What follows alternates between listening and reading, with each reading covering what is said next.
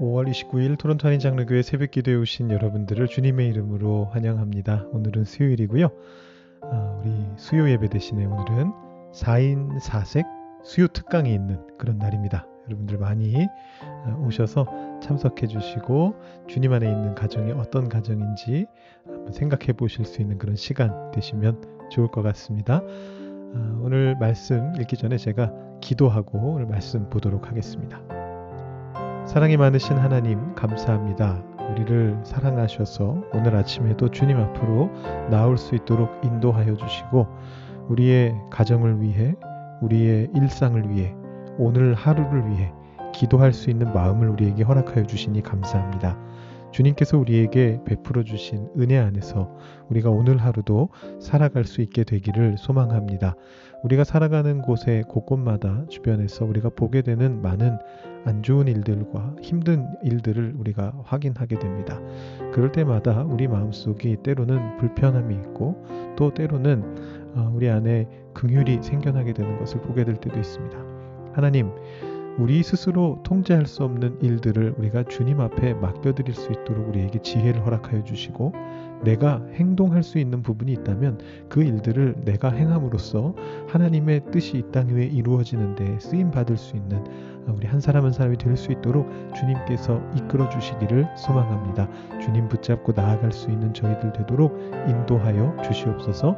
오늘도 하나님의 말씀에 귀를 기울입니다. 하나님의 말씀이 우리를 깨닫게 하시는 것을 경험할 수 있도록 인도하여 주시옵소서. 감사드리며 예수님의 이름으로 기도드립니다. 아멘. 오늘 우리에게 주시는 하나님의 말씀은 잠언 14장 20절부터 35절까지의 말씀입니다. 잠언 14장 20절부터 35절까지의 말씀을 제가 봉독해 드리겠습니다.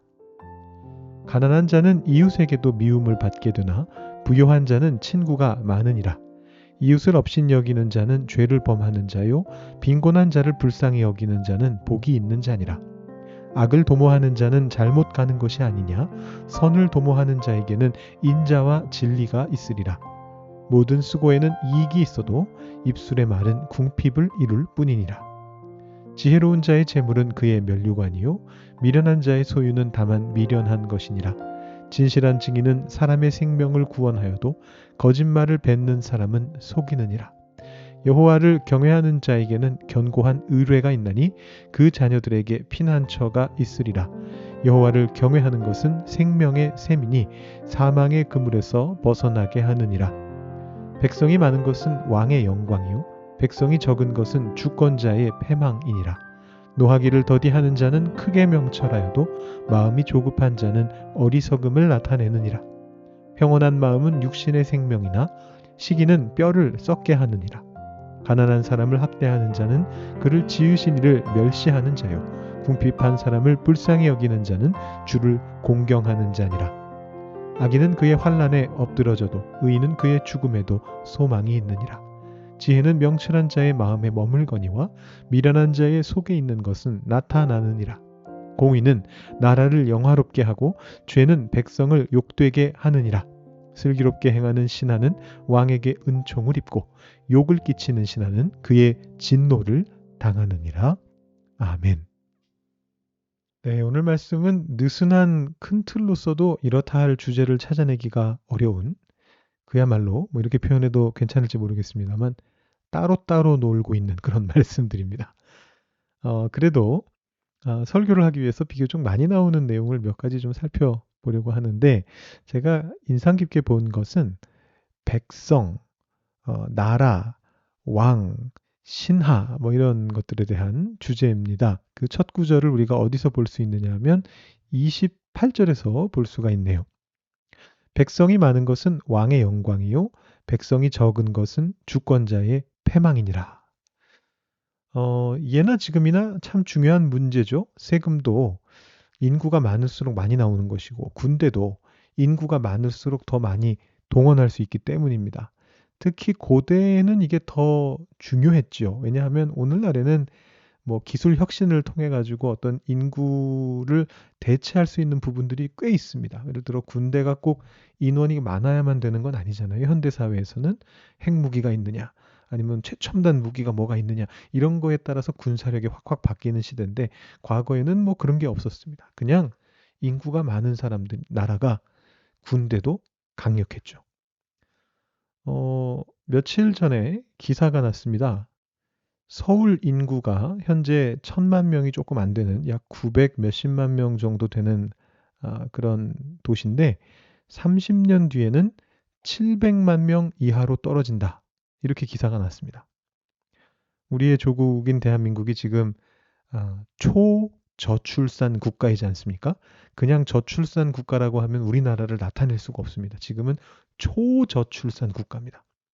미국의 한 여성 교수가 올해 초였는지 작년이었는지 그 한국의 자녀 출산율 그 숫자를 듣고 한국 완전히 망했네요. 이렇게 인터뷰를 했다고 하던데 지금 굉장히 어려운 상황에 봉착해 있습니다. 그래서 한국 정부가 뭐 진보 보수를 막론하고 이 저출산을 극복하기 위해서 돈도 쏟아붓고 뭐 온갖 정책을 추진하는데 그야말로 뭐 백약이 무효인 그런 상태입니다. 아마도 서구식 그 복지국가 모델, 우리 캐나다 같은 나라죠. 이런 나라로 국가 전체가 파격적인 방향 전환을 하지 않는 이상에는 젊은이들은 자녀를 낳지 않으려고 할 것 같고, 한 100년 뒤에는 진짜로 지금은 반농담으로 얘기합니다만 지도에서 대한민국이 지워지는 그런 사태가 벌어질 수도 있을 것 같습니다. 지금 캐나다에 정착하신 이 말씀을 듣고 있는 여러분들은 사실 그런 점에서 굉장히 시대를 앞서가신 겁니다. 어떻게 보면. 저도 길지 않은 시간이지만 이 캐나다에 살면서 제가 이제 한 8년 차가 됐는데요. 8년 조금 넘었군요. 근데 의식이 많이 바뀌는 걸 경험합니다. 아무래도 이 캐나다에서의 삶이 한국에서의 삶에 비해서는 불편합니다. 새벽 3시에도 야식이 먹고 싶으면 배달을 시킬 수 있는 한국하고 9시만 넘으면 식료품점이 문을 닫는 캐나다를 비교해 본다면 솔직히 살기 편한 곳은 한국이죠. 그렇지 않나요? 여러분 요즘은 새벽 배송이라는 게 있습니다.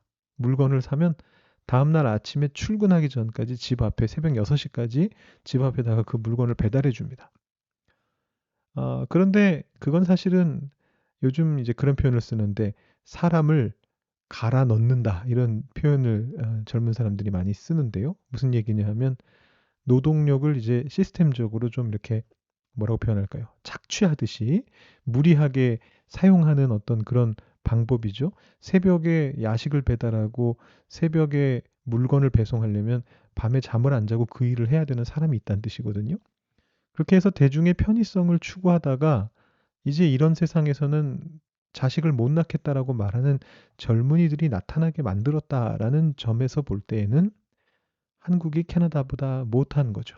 캐나다가 한국보다 나은 점이 많이 있는 것 같습니다.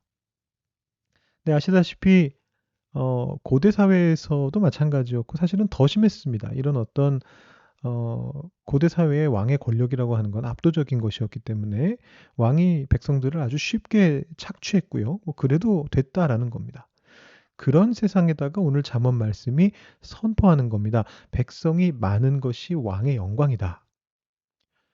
여러분 고대 사회에서 가혹하게 백성을 대하면 뭐 그 현대도 사실 마찬가지긴 합니다만 가혹하게 백성을 대하면 일시적으로 나라 살림이 펴집니다. 뭐 세금을 올리면 세금이 많이 들어오잖아요. 그럼 당연히 국가 재정이 탄탄해지겠죠? 뭐 인권 이런 것이 뭐 없다시피 하던 그런 시절이니까 그래도 됩니다. 근데 문제가 있습니다. 계속 그렇게 하면 어떻게 되느냐 하면 이 당시 사람들이 뭐 요즘 현대인들처럼 아니면 근대 프랑스 혁명 시기의 사람들처럼 뭐 무기 들고 투쟁하고 싸우고 이러지는 못하지만 도망은 칠 수 있습니다. 수탈을 덜 당하는 곳으로 백성들이 빠져나가요. 그래서 장기적으로 볼 때에는 백성들을 착취하는 것은 국가의 손해였던 겁니다. 그 당시 기준으로도 그랬다는 겁니다. 그러니까 이 말씀이 이야기하는 것은 단순히 백성이 많은 나라가 최고야 이런 지식을 전달하는 게 목적이 아니고요. 또는 백성이 많아지게 하는 것은 출산을 다스리시는 하나님의 영역이니까 하나님께 기도하고 맡겨라 뭐 이렇게 신앙심을 고취시키려는 게 목적이 아닙니다. 이 말씀의 목적은 뭐냐면 나라를 하나님 뜻대로 잘 다스려라. 지혜롭게 다스려라. 백성을 위해라. 이 말씀을 지금 돌려 말하는 겁니다. 백성이 많은 것이 왕의 영광이다. 그 흔적이 어디에 있죠? 언뜻 보기에는 나라나 백성하고 직접 관련은 없어 보이는 이 이후에 나온 말씀들이 사실은 따져보면 전부 그런 주제라고 볼 수가 있습니다. 29절을 한번 보시면요. 노하기를 더디하는 자는 크게 명철하여도 마음이 조급한 자는 어리석음을 나타내느니라. 방금 28절에서 백성이 많은 나라가 좋은 나라 이렇게 얘기했잖아요. 왕의 영광이라고. 그러니까 이 말씀 어떻게 읽히십니까? 왕이시여, 제발 노하기를 더디하십시오. 그렇게 읽혀지세요? 그런 의미로 읽혀지십니까? 한 절 건너서 31절 보시면 가난한 사람을 학대하는 자는 그를 지으신 이를 멸시하는 자요. 궁핍한 사람을 불쌍히 여기는 자는 주를 공경하는 자니라. 왕이시여, 학대가 아니라 긍휼입니다. 백성들을 학대하지 마십시오. 이렇게 읽혀지십니까? 자, 이어서 32절, 33절에서 공의가 무엇인가에 대한 어떤 빌드업을 한 다음에 34절에 가서 이 공의의 내용을 다시 나라의 주제하고 연결시키면서 다시 나라와 왕과 백성의 주제로 넘어갑니다. 34절 말씀 보시면 공의는 나라를 영화롭게 하고 죄는 백성을 욕되게 하느니라. 공의롭게 나라를 다스려라. 그리고 나서 마지막으로 여기까지 이제 왕에 대한 얘기였고요. 신하들에게 왕을 잘 보좌해라 지혜로서 슬기롭게 행하는 신하는 왕에게 은총을 입고 욕을 끼치는 신하는 그의 진노를 당하느니라 이렇게 말씀을 전하고 있습니다. 자, 이게 제 나름대로 오늘 말씀의 뒷부분 내용을 이렇게 한번 연결해 본 겁니다. 여러분 잘 연결되는 것 같으신가요? 우리가 나라를 걱정하고 미래를 걱정하고 하는 것은 좋은 일입니다. 안 하는 것보다 낫죠. 근데 그 걱정이 탁상공론이 되거나 혹은 부작용만 낳는 대책으로 나오게 된다면 그건 또 별로 의미가 없는 일입니다. 지금 우리나라가 저출산으로 큰 논란이라고 제가 아까 말씀드렸는데 사실 뭐 우리나라에 살고 있는 사람들이나 아니면 여기 있는 우리나 뭐 나름대로 자기들 나름대로 열심히 대책들을 쏟아내고 있는 그 위정자들이나 혹은 뭐 심지어는 자녀를 안 낳겠다고 하는 그 젊은 세대들이나 다 걱정들은 나름대로 하고 있습니다. 나름대로 다양하게 나라를 위한 걱정을 하고 있고 자신들의 삶을 위한 걱정을 하고 있습니다. 단지 그 걱정들이 제대로 된 해결책을 가져오지 못할 뿐이죠. 제가 뭐 여기서 이 사람들이 다 잘못했습니다. 이렇게 다 깐 다음에 조국의 저출산 대책은 이겁니다라고 말씀드리려는 건 당연히 아니고요. 우리는 말씀 속에서 무엇이 본질인지 그리고 무엇을 내가 행해야 하고 행할 수 있는지를 읽어내야 됩니다. 시스템을 책임지는 건 위정자의 몫입니다. 오늘 말씀을 왕이 읽으면, 오늘 말씀을 한국의 뭐 대통령이 읽으면, 위정자들이 읽으면 그 사람들은 이제 그 주제를 가지고 생각해야 됩니다. 우리는 우리의 역할을 해야죠. 시스템을 책임지는 건 위정자의 몫이고 우리는 내 주변 사람들에게 공의를 행하면 됩니다. 학대 있는 곳에 학대가 그쳐지고 오늘 말씀에 있는 내용들입니다.